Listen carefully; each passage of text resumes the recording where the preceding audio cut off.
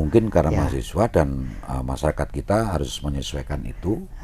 Kemudian pedagangnya juga menyesuaikan dengan kebiasaan yang ada di Malang, termasuk usaha-usaha distribusi untuk mengantarkan daripada barang-barang yang dipesan oleh masyarakat. Di Malang cukup banyak, sehingga tidak pakai lama. Begitu pesan langsung ada. Nah, hal-hal semacam inilah sebetulnya kesiapan daripada masyarakat, kesiapan daripada pelaku usaha, termasuk sarana prasarana yang ada mendukung untuk kita bisa mempertahankan kondisi jangan sampai drop betul. Dan alhamdulillah pandemi ini juga sudah secara berangsur-angsur membaik, dan kita tahu sendiri di tahun 2022 pertumbuhan ekonomi keseluruhan itu di angka 6,24%. Tahun 2022. Ya. Di atas pertumbuhan nasional. Di atas pertumbuhan nasional, dan di atas Jawa Timur. Di atas Jawa Timur, benar-benar. Kota Malang itu akan seperti apa ya Pak? Ya, saya berharap bahwa kaitan dengan pendidikan, kemudian kesehatan, ini hari demi hari harus semakin baik, ya. Dalam arti ada proses yang lebih mudah, ya, dalam melayani, termasuk memberikan layanan-layanan kesehatan oleh masyarakat. Jadi akses menuju ke kesehatan itu dipermudah. Akses menuju bagaimana menempuh pendidikan itu dipermudah. Sangat mungkin. Iya. Ya, itu penting. Karena apa? Kita sudah concern di situ dan sudah disiapkan. Satu kata tentang Kota Malang, Pak. Boys. Malang Boys. Halo, berjumpa lagi dengan saya Adrianus Adi dalam obrolan Tribun Jatim Network Series Malang. Nah, Sobat, masa kepemimpinan Sutiaji dan Sofyan Edy di Kota Malang sekarang tinggal menghitung hari. Dan selama 5 tahun kepemimpinan Kota Malang itu ada banyak hal yang terjadi, yang juga terbangun. Di antaranya ada pembangunan kayu tangan atau juga MCC. Nah, selain itu ada banyak percepatan pembangunan yang terjadi selama 5 tahun ini di Kota Malang. Juga berbagai layanan yang semakin dimudahkan, dan sekarang bersama saya sudah ada Pak Sofyan Edy atau Sam Sofyan Edy. Nah, namun sebelum kita mulai perbincangan dengan Pak Sam Sofyan Edy, saya akan membuka obrolan ini dengan pantun seperti biasanya. Pagi hari enak makan pisang, setelah itu kita ke Kota Malang bersama-sama. Sekarang kita berjumpa dengan Sam Sofyan Edy, Wakil Wali Kota Kota Malang. Nah, marilah kita sapa dan berbincang bersamanya.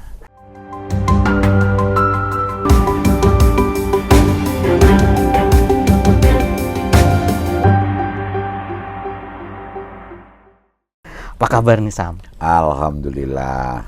Tahes komes. Tahes komes. Sam, ini kemarin sudah perpisahan. Selama 5 tahun ini apa nih yang dirasakan oleh Sam Sofyan selama memimpin Kota Malang ini? Ya, terima kasih Mas Adri. Ya. Sejujurnya kemarin adalah hari kerja akhir masa tugas kami, dan saya betul-betul merasakan kebahagiaan yang tidak pernah saya rasakan selama ini, dikarenakan satu, ada kesempatan dari masyarakat pada saat pilkada kami mendapatkan amanah. Yang kedua, dan amanah itu bisa kita selesaikan. Kemudian yang kedua, ada komitmen dengan sahabat saya almarhum Arif Darmawan, ketua Demokrat kala itu, yang sekarang sudah tiada, ya. Dan saya jaga, saya selesaikan sampai akhir masa tugas. Begitu juga dengan Mas Sutiaji, saya semaksimal mungkin juga menjaga, melaksanakan apa yang pada saat itu kita bicarakan. Nah, ketika 5 tahun itu sudah selesai penuh, maka kebahagiaan yang saya rasakan itu betul-betul tidak bisa saya bohongi. Saya betul-betul merdeka, ya, dan itu tidak tidak semua orang lah, gitu ya, karena proses yang sedemikian panjang. Jadi kondisi yang saya rasakan seperti itu, alhamdulillah saya diberikan kesempatan oleh masyarakat dan saya sampaikan banyak terima kasih, sekaligus mohon maaf kalau dalam 5 tahun ini ada hal yang kurang pas atau kurang berkenan. Pak, selama 5 tahun ini juga kan kita melihat ada banyak sekali kemajuan di Kota Malang nih. Dan periode Bapak ini yang dari tahun 2018 sampai 2023 itu juga tidak mudah, salah satunya karena ada pandemi COVID. Nah, apa nih Pak rahasia dari awal sampai akhir ini untuk memajukan Kota Malang? Karena ada banyak sekali pembangunan yang terjadi. Tidak saja itu, Mas Adri.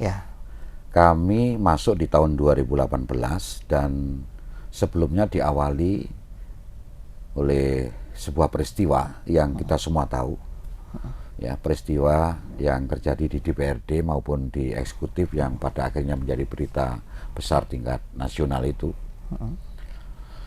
berdampak pada banyak hal. Satu, tingkat kepercayaan ketika kami diambil sumpah itu, tingkat kepercayaan masyarakat sedang tidak dalam posisi baik, drop karena ada peristiwa yang di DPR maupun di eksekutif itu. Kemudian spirit dan etos kerja dari kalangan eksekutif itu juga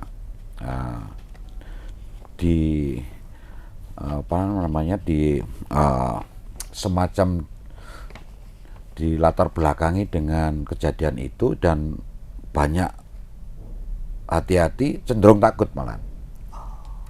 Jadi suasananya seperti itu. Yang itu cenderung takut itu di eksekutif ya. Pada tataran perangkat daerah melaksanakan program itu hati-hati mungkin, tetapi kalau takut kan beda, berdampak. Kalau takut kan berdampak pada satu capaian kerja. Nah, ini kita bangun spirit, kita bangun kepercayaan di tengah masyarakat. Alhamdulillah itu bisa ada satu pergerakan yang positif, tren yang bagus, baik dari kepercayaan publik maupun ke kegiatan-kegiatan yang dilaksanakan oleh perangkat daerah. Spiritnya tumbuh, semangatnya tumbuh, dan kita memang terus-menerus didampingi oleh KPK supaya tidak terjadi kesalahan yang sama. Ketika itu semua sudah bergerak dan trennya bagus, ada pandemi di tahun 2020 itu, ya. Tahun 2020 ada pandemi yang kita tahu semua kondisi saat itu. Ya, saya bersyukur para pendiri Kota Malang itu menetapkan Kota Malang untuk didedikasikan sebagai kota pendidikan, sebagai kota pariwisata dan kota industri. Nah, kota pariwisata kita tahu banyak kota yang mendedikasikan sebagai tempat wisata. Contohnya di Pulau Dewata itu betul-betul drop ekonominya. Semuanya terhenti, tidak ada kunjungan, dan itu berdampak secara luas sosial, ekonomi dan lain sebagainya. Nah, kita terselamatkan ya sebagai kota pendidikan ini. Malang ini diselamatkan dengan kota pendidikan yang mana mahasiswa yang jumlahnya ratusan ribu itu masih stay di Malang dan tetap melakukan aktivitas sesuai dengan ketentuan yang ada, termasuk kiriman dari orang tuanya juga terus lancar. Nah, itu cukup membantu sehingga dia butuh makan, dia butuh tempat tinggal dan seterusnya itu masih ada gerakan ekonomi yang terjadi di tengah-tengah masyarakat kita. Yang kedua, Malang sebagai kota industri, kita fokuskan kala itu untuk bergerak di sektor ekonomi kreatif. Dan ini tepat sekali. Karena di saat pandemi, pertumbuhan ekonomi di Malang memang sempat turun. Ya. Tetapi tidak separah daerah lain. Ya. Separah daerah lain. Itu salah satunya indikator yang kami terima adalah bahwa transaksi, ya, traffic jual beli online di Malang saat pandemi justru naik di atas 100%. Ya, 123%. Ya. Ini artinya bahwa masyarakat Malang itu sangat familiar dengan kegiatan-kegiatan transaksi online. Mungkin karena mahasiswa itu tadi Pak ya? Mungkin karena mahasiswa dan masyarakat kita harus menyesuaikan itu. Kemudian pedagangnya juga menyesuaikan dengan kebiasaan yang ada di Malang. Termasuk usaha-usaha distribusi untuk mengantarkan daripada barang-barang yang dipesan oleh masyarakat. Di Malang cukup banyak, sehingga tidak pakai lama. Begitu pesan langsung ada. Nah, hal-hal semacam inilah sebetulnya kesiapan daripada masyarakat, kesiapan daripada pelaku usaha, termasuk sarana prasarana yang ada mendukung untuk kita bisa mempertahankan kondisi jangan sampai drop betul. Dan alhamdulillah pandemi ini juga sudah secara berangsur-angsur membaik, dan kita tahu sendiri di tahun 2022 pertumbuhan ekonomi keseluruhan itu di angka 6,24%. Tahun 2022. Ya. Di atas pertumbuhan nasional. Di atas pertumbuhan nasional, dan di atas Jawa Timur. Di atas Jawa Timur, benar-benar. Ya, Pak. Kemudian dari angka itu berarti ekonomi kreatif di Malang emang menunjukkan pertumbuhan yang signifikan, Betul. Berarti. Jadi pertumbuhan ekonomi secara umum itu disumbang oleh beberapa sektor ekonomi. Salah satunya adalah sektor ekonomi kreatif.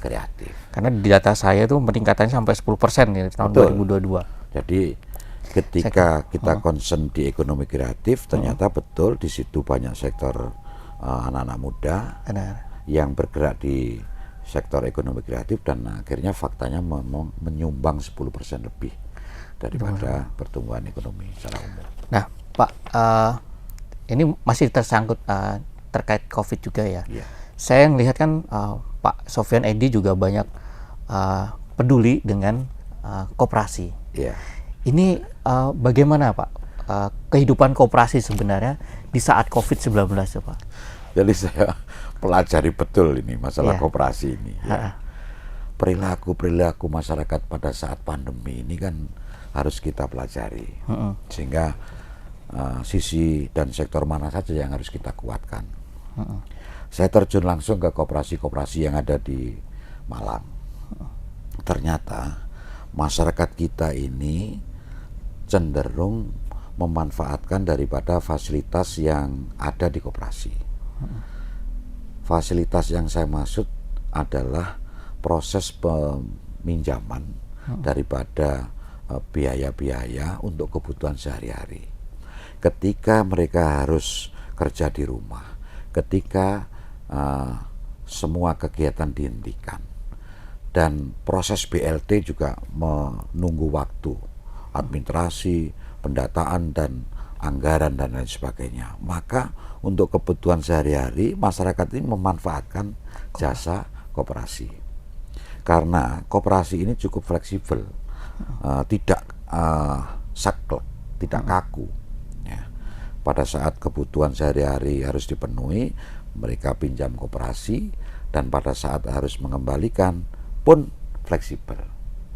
Sehingga data dan informasi yang saya dapat dari koperasi-koperasi di Malang itu justru ada tren yang naik ketika pandemi. Karena itu tadi, masyarakat untuk memenuhi kebutuhan sehari-hari sementara harus pinjam koperasi. Tadi kan disebutkan fleksibel. Fleksibelnya ini seperti apa nih Pak? Umpamanya gini, Ya. ada masyarakat kita yang harus beli beras, harus beli minyak, maka dia pinjam koperasi. Nah, pada hari yang sudah ditentukan, dia kan harus nyicil, harus bayar pinjamannya. Nah, pada saat hari yang ditentukan itu belum bisa nyicil, atau hanya bisa nyicil separuh dari yang sudah ditentukan. Harusnya membayar 100.000, dia punya 50.000. Dia diterima nyicil 50.000 itu. Kalau dia tidak punya sama sekali, dia bilang kepada koperasi, akan saya bayar 2 kalinya di bulan depan. Itu dilakukan antara koperasi dengan anggotanya ini. Nah, sehingga masyarakat simple, milih yang cepat, fleksibel, dan asas kekeluargaan gotong royongnya itu ada di koperasi itu. Gitu. Dan cerita ini banyak sekali ya berarti ya waktu. Iya, saya kan datang ke beberapa koperasi di Malang, yang ada di kampung maupun yang sudah gede, itu seperti itu. Baik. Pak Edi, kemudian ini apa harapan Pak Sofyan Edi ke depan ini? Kota Malang itu akan seperti apa ya Pak? Ya, saya berharap bahwa kaitan dengan pendidikan, kemudian kesehatan, ini hari demi hari harus semakin baik, ya. Dalam arti ada proses yang lebih mudah, ya, dalam melayani, termasuk memberikan layanan-layanan kesehatan oleh masyarakat. Jadi akses menuju ke kesehatan itu dipermudah. Akses menuju bagaimana menempuh pendidikan itu dipermudah. Sangat mungkin. Iya. Ya, itu penting. Karena apa? Kita sudah concern di situ dan sudah disiapkan. Contoh, ya, hari ini kita sudah memfasilitasi daripada warga Malang yang belum bisa ikut BPJS. Preminya kita sudah selesaikan. Maka kita harapkan dengan KTP saja masyarakat sudah bisa dilayani. Itu akan mempermudah akses ke sana. Nah, pada tahapan berikutnya kalau sudah aksesnya dipermudah, maka kualitasnya pelayanan itu harus dijaga. Syukur bisa ditingkatkan. Ya. Tidak ada diskriminasi antara yang mandiri, antara yang ikut BPJS. Semuanya dilayani dengan sebaik mungkin. Ini sebetulnya kan dalam rangka untuk mengangkat derajat ke depan, ya. Baik pendidikan. Termasuk untuk masalah stunting itu juga ya Pak? Betul. Stunting malah program nasional kan. Iya. Jadi stunting itu ada target-target nasional yang harus diraih, ya. Targetnya seperti target WHO. Tahun 2024 angka stunting berdasarkan survei yang dilakukan oleh kementerian harus di angka 14%, dan kita optimis bisa tercapai itu, karena semuanya bergerak untuk bisa menangani masalah stunting. Ya, itu masalah stunting juga. Ya, tadi juga disebutkan terkait pendidikan. Ini kan pendidikan di Kota Malang juga udah mulai, akses pendidikannya udah mulai bagus ini Pak. Gitu Pak. Ada lagi Pak? Ya. Jadi di samping pendidikan dan kesehatan aksesnya dipermudah, kualitasnya ditingkatkan, program-program mandatori program yang dari pusat harus dijalankan. Ini bentuk daripada program nasional. Ya, salah satunya adalah kemiskinan. Ya, ekstrim, angka kemiskinan ekstrim harus bisa dicapai sesuai target nasional. Kemudian yang masalah perkotaan, ya, masalah perkotaan ini terkait dengan sarana prasarana perkotaan. Perkotaan itu kan cenderung lahannya terbatas. Kemudian ada kawasan perumahan yang sangat padat, kan begitu. Dan kehidupan di lingkungan itu harus sehat. Nah, ini menjadi juga agenda penting ke depan. Kemudian sarana perkotaan yang lain, jalan dan lain sebagainya, menjadi tempat tujuan baik dari warga kota maupun di luar kota Malang untuk mengais rezeki, dan pasti ada kepadatan di jalan raya. Maka proses gerakan daripada masyarakat supaya lebih lancar, maka harus dipikirkan bagaimana kemacetan seminimal mungkin lakukan pembenahan. Kemudian layanan-layanan juga yang ada di Malang, air, listrik, telepon dan sebagainya, ini mesti harus juga terus-menerus dihitung untuk jangkauan ke depan.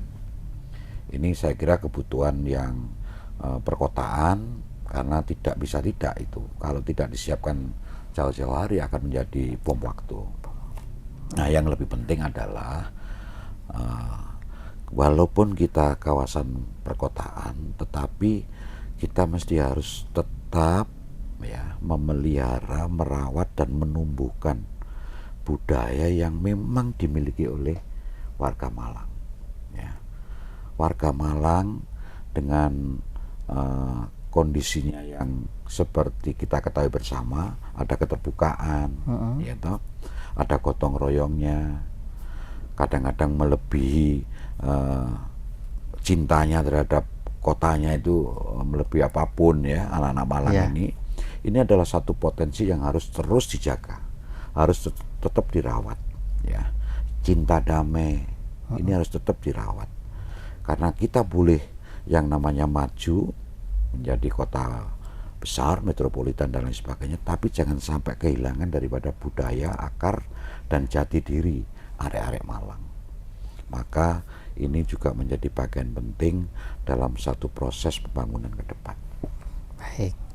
Baik teman-teman semua dan para hadirin subscriber Tribun Jatim Network, Harian Surya atau surya-malang.com. Nah, sekian obrolan saya dengan Wali Kota Malang, dan sebelum saya tutup Pak, ini ada pertanyaan terakhir. Jadi apa pendapat Bapak tentang Kota Malang tapi dalam satu kata saja?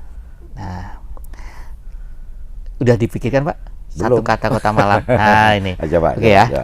Satu kata tentang Kota Malang Pak. Boys. Malang boys ya. Boys. Nah, Pak, dan tambahan Pak. Usai menjabat sebagai wakil wali kota juga satu kata tentang soal apa nih? Satu kata seusai menjabat wakil wali kota Malang. Merdeka. Oke, terima kasih semuanya. Sampai jumpa dalam obrolan saya selanjutnya.